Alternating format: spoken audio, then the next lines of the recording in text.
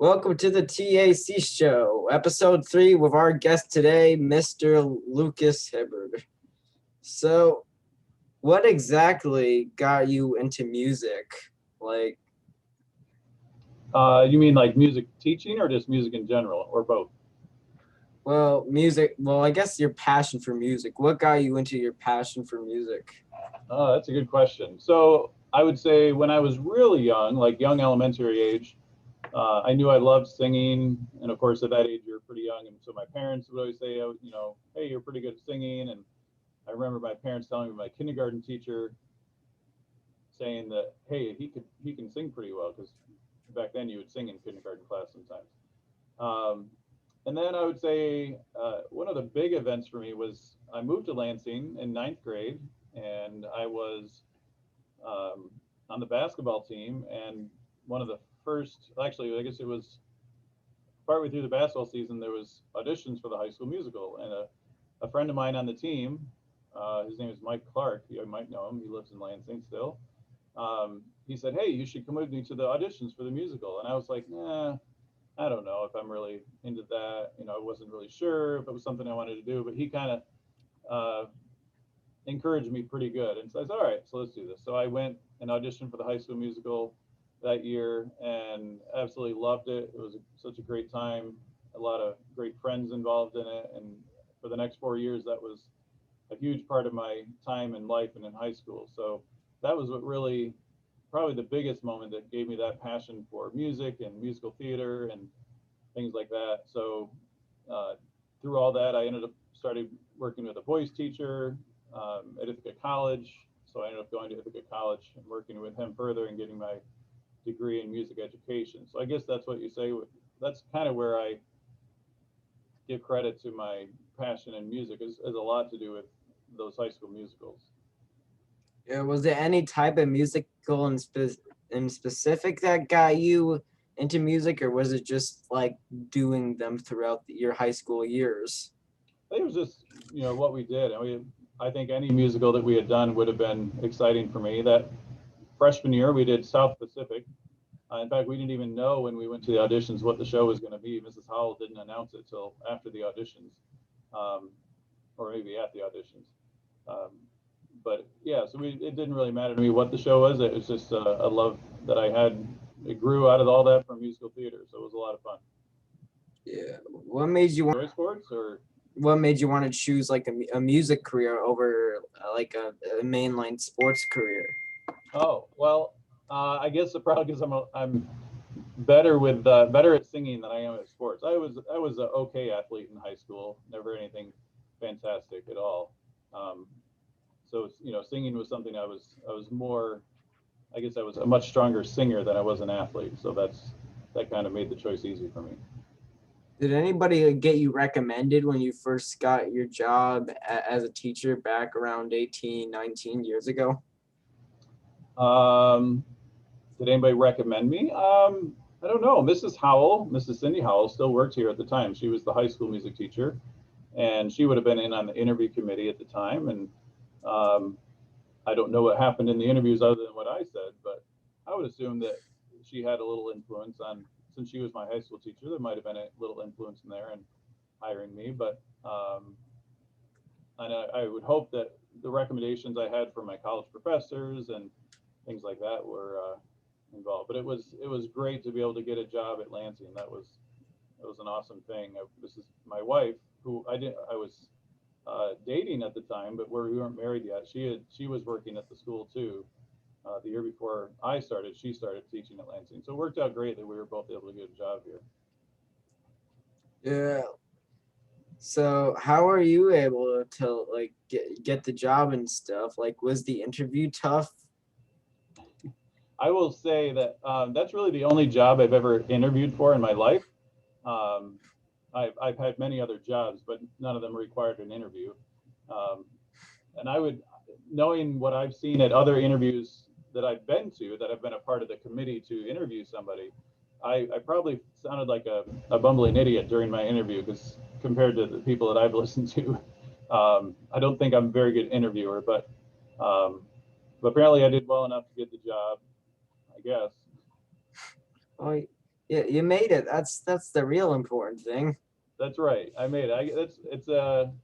I'm sure I'm a better teacher, and I care a lot about my students. So I'm better at that than I am at interviewing, I'm sure. So what got you into like coaching basketball and doing that stuff? Oh, well, since I was young, I love sports. So my dad coached me when I was a kid. He would coach me in soccer and baseball. I don't think he ever coached a basketball team for me, but I didn't really play a whole lot of organized basketball until I was in seventh grade. So like modified basketball. Um, but I really enjoyed, I guess I had a really good modified basketball coach. This was before I moved to Lansing. His name was Mr. Christian, and he really taught the fundamentals of basketball well, and I still use a lot of that what I remember from him teaching in my time as a coach. So I've enjoyed coaching. It gives me a little bit of an outlet outside of music. As you can imagine, most of my day or all of my day is devoted to music and things related to music. So to do something different is a nice part of my day when I'm able to do that. Yeah, so it's not like High School Musical where every few minutes they just sing about how they want to play basketball. I don't think so. Maybe that would be fun too. I don't know. We could work that out. Maybe you could write a song, Tom. We could sing at a basketball practice. Yeah, I guess. Was it sort of harsh? Like, being on a modified basketball team and then going to an entire different school with a junior varsity team. Was that a little bit of a rough transition? Maybe in a way, I guess. Yeah. When I moved to Lansing, of course, I didn't know anybody.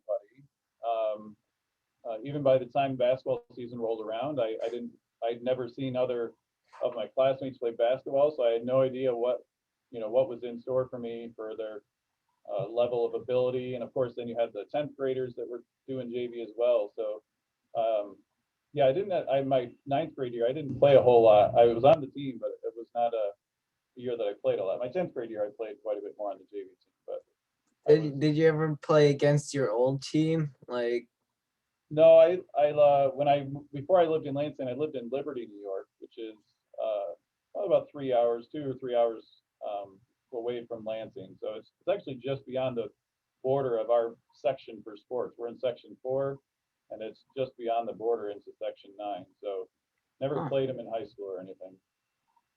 Yeah, was there like a bit of like a culture difference, like going from like a team a few hours away to like a new team? Was that a little bit like of a difference? Like, was there any major differences? I wouldn't say much from the town to the town. I'd say the biggest difference is that, like in eighth grade, playing modified, your teammates are all eighth graders. Whereas you go to JV and you play in ninth and 10th grade, you're playing with 10th graders who have another year of experience on top of what you've done. So generally, they're a little more talented or a little better at what they're doing because they've had another year of experience.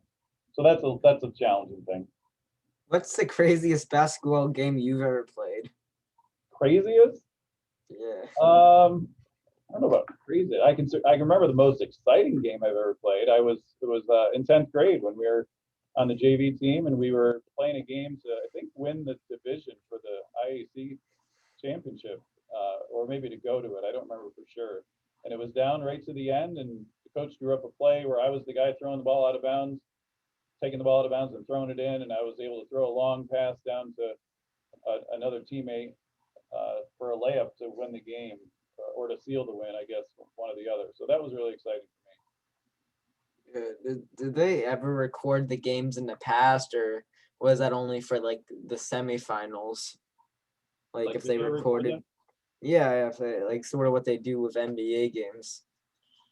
I would assume so this is in the middle of the 1990s. So there definitely was video cameras back then, I but don't know. Video not as prevalent. It wasn't. I mean, I think people videotape their games, and we would often watch them with the team and the coach just as a learning process. We'd watch the games we just played to learn from them, but it wasn't something that broadcasted usually. Because the last time I went to a modified game, there was like no cameras. Yeah, often in modified, they don't do that as much as they might do it in JV or varsity. Well, some Yeah. do, I'm sure. So once you became the music teacher, did you immediately become the chorus teacher too, or was that an entirely different story? That's a good question. So when I started teaching in Lansing, at least, the job in the middle school is I teach music, general music class, and then I also teach the chorus. There are some schools, especially like a bigger school, where you have somebody that might teach general music, and then you have somebody else who teaches chorus. Um, but in Lansing, being a somewhat small school, the one teacher does both of those things. Um, but it's different in different schools. They do different things and how that works. But here, that's part of the job. Being the chorus teacher is part of the job of being the music teacher. But technically, all music teachers are certified to do anything music. So, the orchestra teachers could teach chorus or even general music, and I could teach orchestra or band, at least by my certification. That doesn't mean I'd be very good at it, but I'm certified to do it. Do you think the music that comes out today with the poppy electro music, do you think that's as good as sort of the 80s Michael Jackson or heavy metal music you grew up with? Um, I don't. I think every generation has its certainly music changes over time, and I think every generation has what it enjoys. If you ask me what I personally enjoy, I probably enjoy music from when I was younger more than I enjoy the current popular music. But when 30 years from now, when you're my age or close to it, you'd probably say the same thing, right? You'd say, "Hey, I like the music from 2020 better than I like the music from 2050." Yeah, yep. I'm tired of those 2050 people putting synthesizers in their mouths. I want to hear real music. Yeah, I'm sure some people definitely have. They would talk a lot about that. The fact that there's a lot of more electronic music as opposed to live music today than there was These years days, ago. you got Daft Punk and Dead Mouse and Marshmello. They're all super successful. They're Yeah. just they're just literally DJs. Well, in the end, it's all about entertainment, right? That people want to be entertained. So as long as it's entertaining, they don't really care. Some people, at least a lot of people, don't really care how the music's created as long as it's entertaining. Yeah. Back when like streaming music came out like with Napster, was that like a big shock that you could go and download musics and get songs? Was that like a big deal? I kind of remember the whole Napster thing. I think it was in college when that all occurred, and yeah, I think Napster. I think if I remember correctly, got themselves in a little bit of trouble because you could download music for free, and then it was like, hey, wait a minute, this shouldn't be free. I think that was what happened, but yeah, it was interesting. You go from carrying around a big package of CDs in your car to being able to put stuff on an iPod or now on your phone or wherever you want to listen to music. Did It's you very ever different. did you ever know anybody at college who just download 5,000 songs in a week on their PC from Napster? I don't. I definitely didn't. I'm sure there were. I don't recall anybody in particular, but I think there were definitely people who were very much into downloading a lot of music. Yeah, I find it funny that like Universal and Sony they tried to sue individuals. Yeah, rather than suing Napster. Well, yeah. Since Napster claimed they weren't responsible, since Yeah, they're basically audio YouTube I in guess. some way. Yeah. So have you like ever gotten into instruments? Like, are there any you're really fond of? And I'm really fond of. Well, I play the piano a little bit. I played the viola growing up, starting in third or fourth grade, all the way through high school. I played the viola. I took piano lessons. Oh, probably I don't know 6 or 7 years old. I started taking piano lessons, and then I stopped in eighth grade. Actually, when I moved to Lansing, I didn't really take piano lessons anymore, but I could play okay, well enough to get by. I had to take more piano lessons in college. I wish I was a better piano player, and because I really enjoy playing the piano, but it's not something I've ever put a ton of time into to become like a really good piano player. But I do okay, I guess, for what I need to do at school. Although some of my students might disagree with that. Have you ever really gotten back into piano? Like, has that ever been a goal that I'm just gonna go and try to play a little bit of piano every day? Um, Not really a goal necessarily, although this year is probably not the best example, but in most years, I'm playing the piano. Sometimes during chorus, Mrs. Gorman plays for us in chorus, but if she's on vacation or if she's not here for some reason, then I'll end up playing. Those are the days usually my students complain because I'm not as good a piano player as Mrs. Gorman, not even close. So your music classes these days in COVID, like how exactly do you do that? It's been interesting trying to do different things. Some with chorus isn't happening at all really. I've actually just started doing a virtual thing with students who want to be involved in it that are in chorus. Mrs. Hall at the high school and we're doing a virtual choir, so we're learning a song virtually, which is we just started today actually. Sent out the music um, and some instructions on how to get started. So that'll be interesting to see how that goes. But for music class, it's been in some ways for the kids that are here in school, it's similar. Obviously smaller classes, but we can, other than singing, we can do most things we could do before. We're able to use instruments because I can wipe them down between classes. So that's been possible. What's probably going to be most challenging coming up is when I have students that are in class in the room with me and students online at the same time. That's going to be challenging to do both of those things, mostly because if I'm trying to say play ukulele in class, I can't really do that with students who are at home ukulele. So that'll be definitely challenging. So I have to figure out how I'm going to manage stuff like that. Have you ever had any virtual students from music class yet, or is it just the physical or hybrid students? I've had so far I've taught 7th and 8th grade this year. I'm almost done with 8th grade. And so in both of those cases, I've had virtual students, but I haven't had both yet. So I've had virtual students that I've taught, and I've had in-person students that I've taught, but I haven't had to do both at the same time, at least not on a regular basis. Whereas now that I'm starting 5th grade in a couple of weeks, they have some classes where they have students that are online with a class that is in person. So that's going to be a challenge. So everything's switched around now. 5th grade isn't the first quarter anymore. Yeah, that's right. Yeah, you got a good memory, Tom. Yeah, 5th grade is always been the first class I teach in the year. But there was some schedule changes this year, and Quest and Health and Pause actually got put into the rotation of the encore rotation, and it was switched with Fax.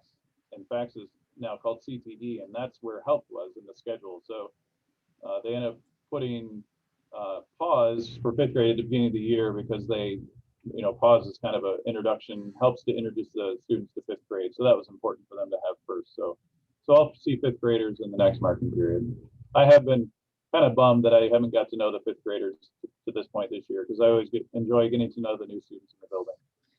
Do you think in September you'll be able to do musicals or dramas or anything like that? I sure hope so. Yeah, I mean, I guess earlier in the year we were all thinking, yeah, that it might be this year that we do this, but next fall will certainly be back to normal. But I guess some people are saying even now that maybe even in the fall we won't be back to normal. Who knows? I really hope so because I missed it. I know the students miss it. It's something I really love to do, and I'd hate to miss out on that opportunity for a second year. But hopefully we can do musicals and have chorus in the fall. Like, would the school ever be up for doing like virtual tapings of like musicals and dramas? Just get people on a Zoom meeting or a Google Meet to go do it?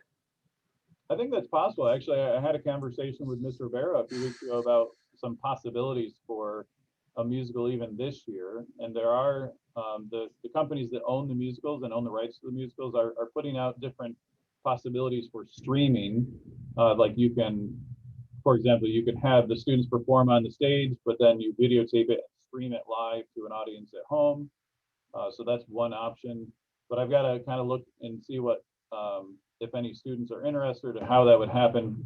But the problem is you still have to be, for singing, we'd have to be 12 feet apart on stage and wearing masks. So that would be challenging to say the least. So we'll have to see what can work out. Mrs. Howell and Mrs. Cindy Howell and I, we're looking at some possibilities, and we're going to be asking students soon what their interest might be. When I was in 1,000 Cranes, it stopped about halfway through production, and then we just did it all virtually. It was quite interesting.